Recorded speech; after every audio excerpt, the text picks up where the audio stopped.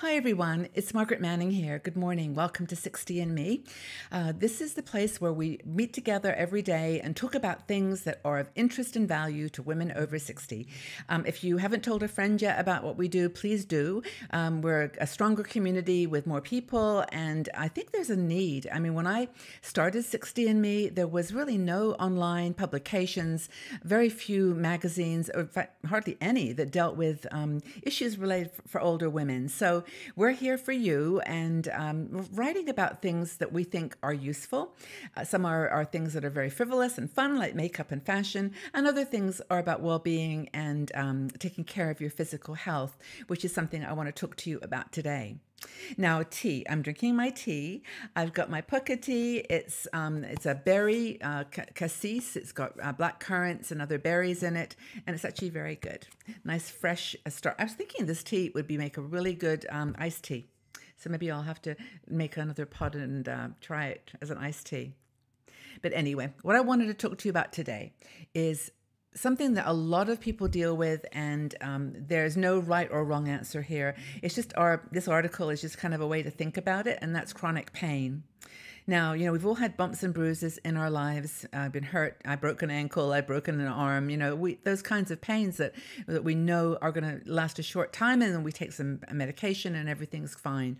But there are some people who deal with chronic pain, and this is pain to the point where it really decreases the quality of life that you experience. It's not fun at all, because it's sometimes the result of an illness, but sometimes it's just not, and you don't know what it is. It could be a back problem or a stomach problem that is just with you. It just haunts you, and you go to the doctor. They don't know what the problem is, and maybe they give you medication, because what can they do except to try to alleviate the pain for you and treat that symptom? So they give you medicines that might be opiates, and we know we've all talked about the opiate challenge that we've got in the world today. People taking these drugs longer than they need to.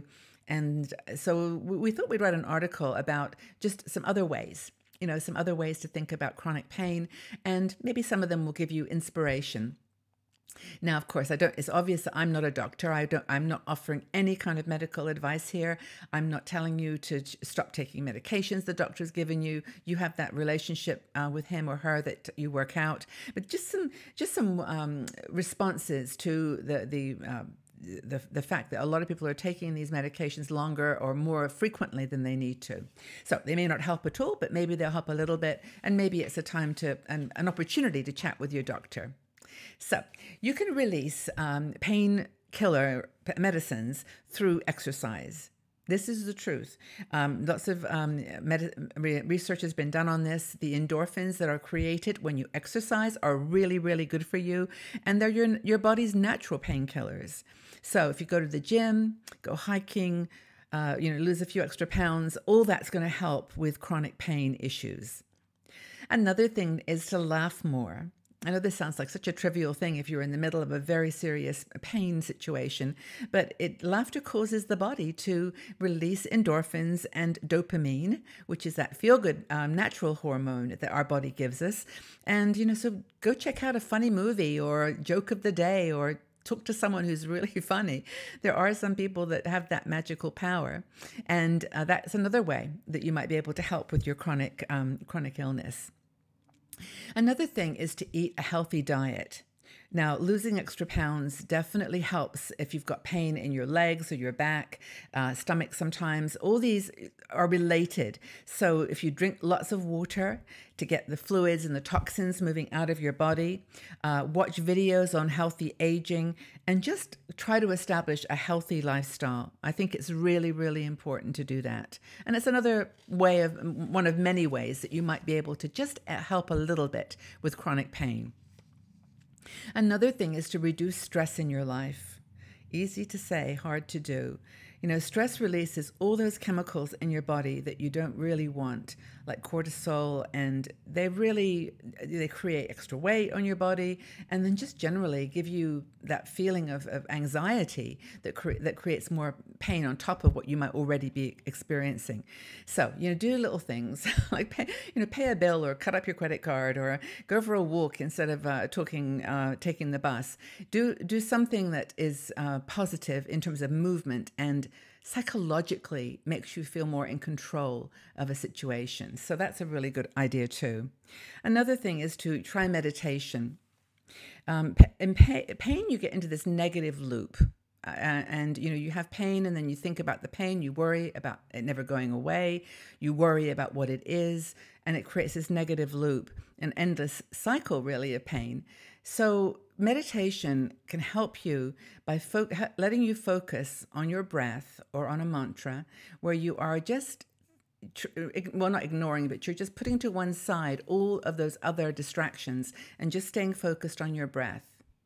This has actually worked for me. I used to have, it was a car accident years and years ago, and I hurt my back. And, for years, I just used meditation to almost bring the energy to that part of my body. And that combined with Pilates was honestly, I took a month off of work and I went to Pilates and did massage. I went to physical therapy, and it really, really helped. That's another story of my life, but we all had them. So consider breathing exercises is another thing. Breathing is really good, especially deep breathing, because, well, number one, it relaxes you. But number two, it gets oxygen into your body and into your blood, and that helps with pain. Another thing you might try is drinking less alcohol and quitting smoking if you are smoking. Now, alcohol, of course, is a relaxant, so some people do drink to numb the pain, and this is another spiral that you can get into, but it leads to really inefficient organ functioning. Like if your liver and kidneys are not functioning well, then that really is serious. And so it's a kind of a catch-22. And by the way, I'm not saying that any of these things should exclude something else. Whatever you have learned to do to cope, I mean, that's obviously what you have to do. But if you can stop smoking and drinking less alcohol, good idea. Another thing is to find a support group. Perhaps with the situation that you're facing, there is a support group with people in that same with that same illness or same pain, and that may help you. I mean, I know like your irritable bowel syndrome, and the ones that are a little bit more fibromyalgia, the ones that are really hard to diagnose and get help with, there are support groups. You're absolutely not alone. Another thing is to find your triggers. Find the pain triggers that you know are always going to cause you stress and then therefore cause you pain. It may be eating a particular food. It may be doing a particular activity. It could be traveling. It could be paying a bill. It could, whatever it is that makes you feel anxious, that could be a pain trigger, and try to avoid those. That spine pulsing pain that happens when you're fearful or when you're in an emergency situation. It can really be helped by just knowing that trigger. Some people use biofeedback, especially with back pain. It gives you like a visualization of your body function. So you watch on a screen the experience of pain, and then you can monitor it down and deal with it. Another thing. I think finally, almost finally, there's a way to self-distraction by massage. Have a massage now and again. It really, really is nice to get someone to take care of your body, feel it, to press in the right places, and just release that pain. If you can't afford it, then get a friend to do it.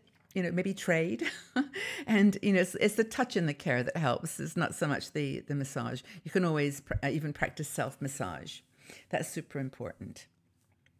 So I think this is the final one. I'm looking at my notes here to remind me, the art of self-distraction. Play online games. 60andMe's got a whole game section. Go do some puzzles, crosswords, strategy games. Just something to take your mind off it. It's all free and it's just for fun. Do yoga. Get into a habit of exercise or practice where you're doing it all the time and you're practicing, for giving it as a gift to yourself. For some options that we've given here, they may not be perfect for you. They may be like, you may have laughed at them and said, yeah, right, I've tried that. Tell a funny joke. That's not going to help. But we're just giving you lots of options. Depending on the spectrum that you're feeling the pain, this might help. And we care about you. We want you to feel okay, even if you're in the middle of a difficult situation. There's not much we can do from a distance except love you and care about you and know that you're important to us. And so leave comments in the section below. If you've got a challenge right now, reach out. Say, guys, I need some help, and see what people say. You'll be surprised. Our women are extremely sensitive and responsive and engaged. So let them help you.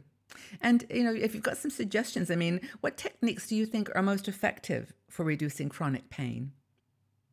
Share with us your own experience. We'd love to know. I'll join the conversation myself, but tell us whether you've got any techniques that you use for chronic pain that someone else might benefit from. So I hope this has been useful. I hope you found some ideas here to stimulate your own situation or to help with your own situation, and look forward to your comments. Take good care, everybody. Have a wonderful day. Be safe, be well, and I'll talk to you all again soon. Bye-bye for now.